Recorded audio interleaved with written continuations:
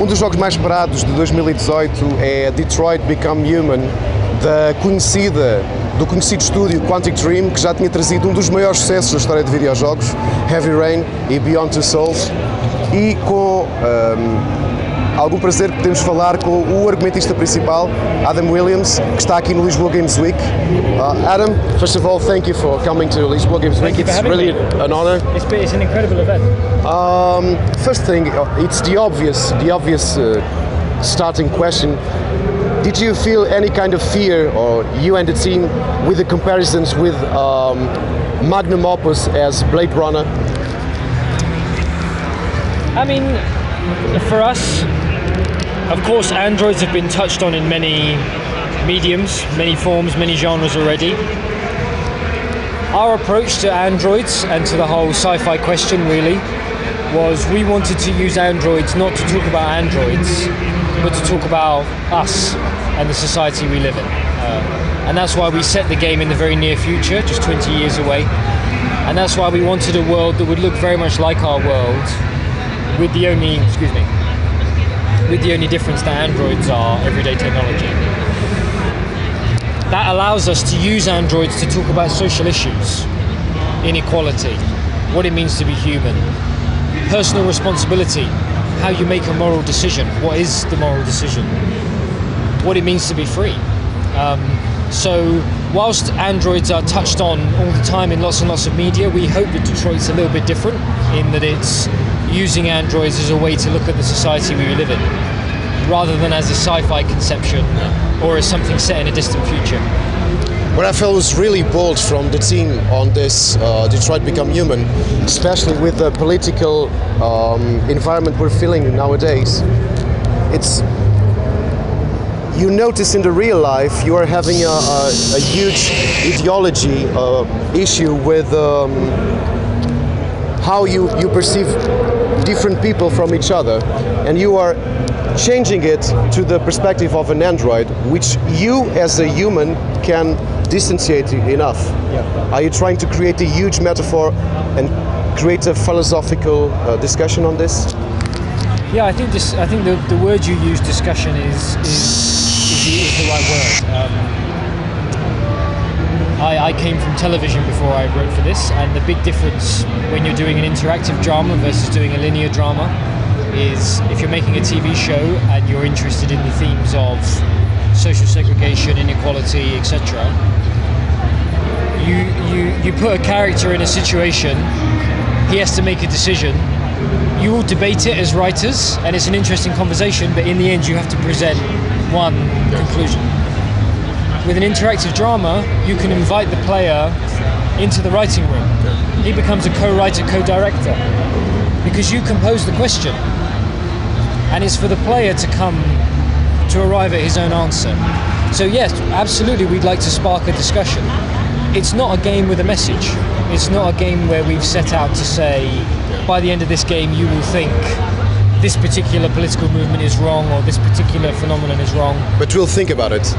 That's the idea, is that people will think about it. And you know, I agree that it's a particularly prescient, it's a socially relevant time. But even having said that, some of these themes have always been with us in one form or another. And they're taking a form now that we all recognise in Western Europe. But you take our studio, Quantic Dream, we have a lot of French people, we have some British people, we talk to a lot of Americans, and everybody sees something slightly different in it. I see a slightly different context. It makes me think of different things than perhaps the French guys, and that may even well be the same with Spanish or Portuguese or wherever. So I think the idea with the story anyway is to address a universal theme, and people will read a particular metaphor, a subtext into the game as they go. But the important thing is that the player is thinking about these issues. So when he makes a choice, it's not just a how do I get from A to B, or how do I succeed, or what's the quickest route. It's something that can stay with you. I mean, what do I really think about these issues? Okay, maybe I'm against maybe I don't like social discrimination. But if I was put in this situation with these machines, how would I? Which was superior? How would I really act? when it was going to cost me something. And getting into questions like that for us is where an interactive drama can do something that no other medium can do as well. I usually give as an example a previous work from Quantic Dream for the weight that currently video games have as a cultural and emotional medium, and I gave it for Heavy Rain because as a father I played it with my wife and we stopped playing like in 4 or 5 hours into the game because it was really hard.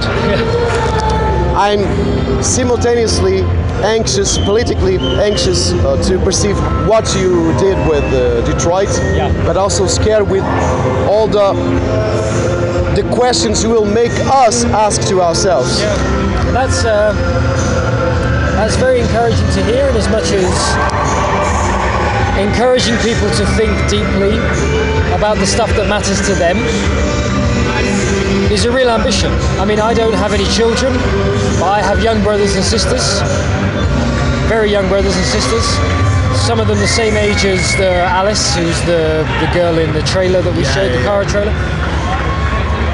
And so when the story goes into these themes of how do you protect someone, what does it mean to love someone who needs your protection? And doesn't that really in some sense make you human, or indeed does it? I mean, that's the question that's interesting to me, is being a human a question of what kind of animal you are? Or is that love that you feel for your children, you and your wife, and the love I feel for my little brothers and sisters, is that not a qualification of human? Is that not one of the things that makes us human? And if it is, what if a machine were capable of those things? Getting into these questions, the questions that have personal meaning for our players, that for us is where interactive drama can become a special medium. And that was, talking for me personally, as someone who was a writer and interested in narrative, I felt, looking at games a couple of years ago when I was thinking of coming into games, I thought video games are really the Wild West. They're the new frontier of storytelling. If you're interested in storytelling, this is the place where things are being discovered all the time. And new ways of telling stories are being discovered all the time. And for me, exactly what you described with you and your wife playing Heavy Rain, that's an example of something that games can do uniquely well. Because they force you to participate in the story.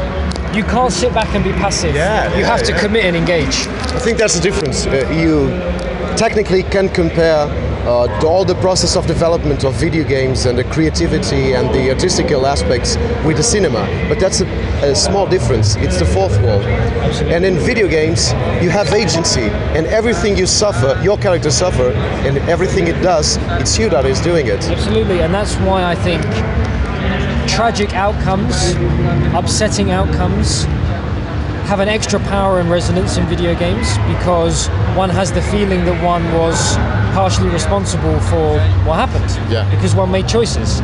Losing a character, I mean, in Detroit, you can lose any of your playable characters and you can lose all of them.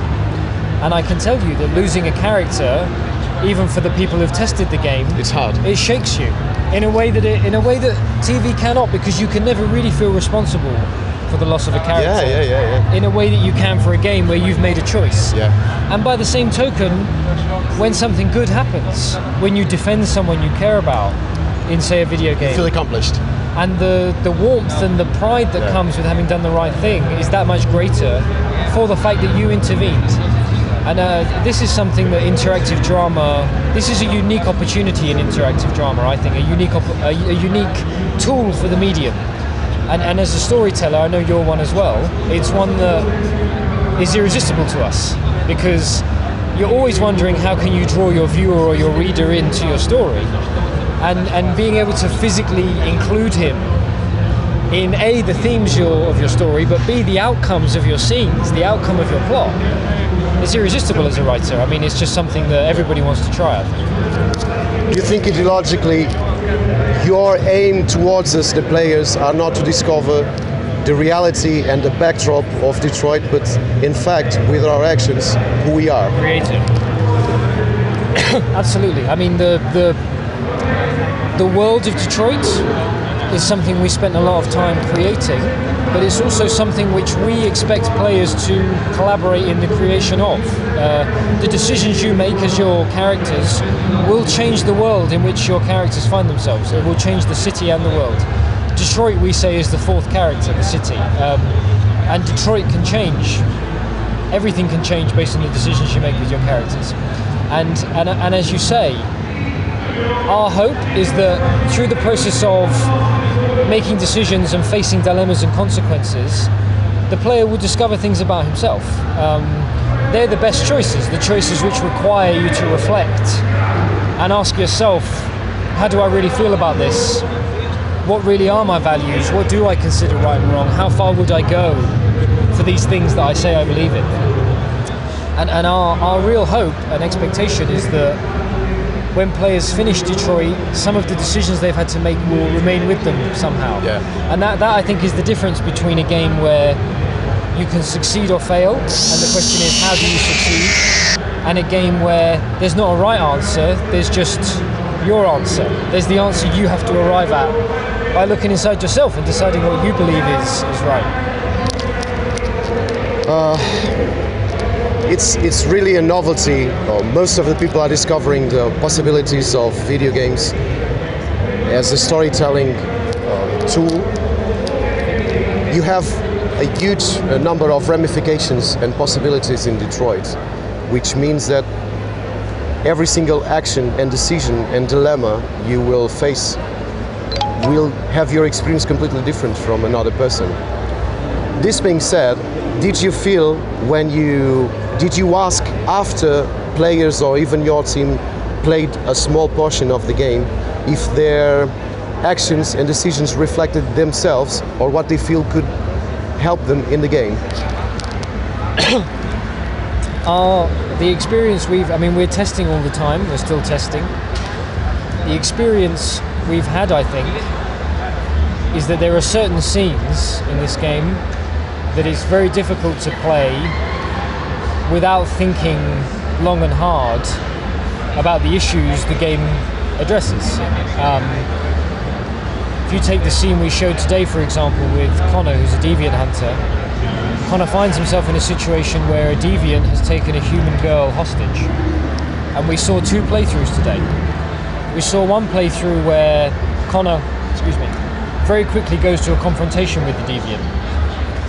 And in that situation, he can very easily lose the human girl that he's there to save. We saw another playthrough where Connor took more time to learn about the hostage taker, this deviant, figure out what exactly happened. And what he can learn is that this deviant was very close to the human child who it has now taken hostage. It was like the family carer, and they had a very close relationship. And this machine found out it was going to be replaced. And the fact that this little girl that he had helped to raise and spent all this time with and played with and had developed love for, the fact that this girl, this child, could throw him away because he was just a toy in the end to her, broke his heart. That was his deviancy, his ability to feel. And so, in understanding that, you become more effective as Connor. You're able to talk to him, get inside his head, the hostage taker, and deal with him more effectively in the hostage negotiation. But we know that it makes players think, whose side am I on here? I mean, who do I sympathise with, really? Is this guy as evil as he perhaps seems? And certainly for me personally, I think that there are many characters where, if they may seem like villains on the outside, once you get to know their story, often the villain is a tragic figure and has tragic reasons for why they became villainous.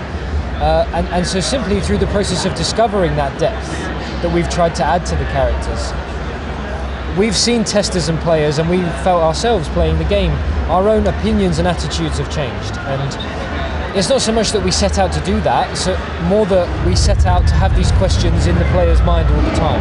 And I think as a result of that, the player discovers what he really thinks. He crystallises his own views through the process of playing and making decisions which test his values. Thank you. It's a real pleasure. Fantastic questions. Thank you very much.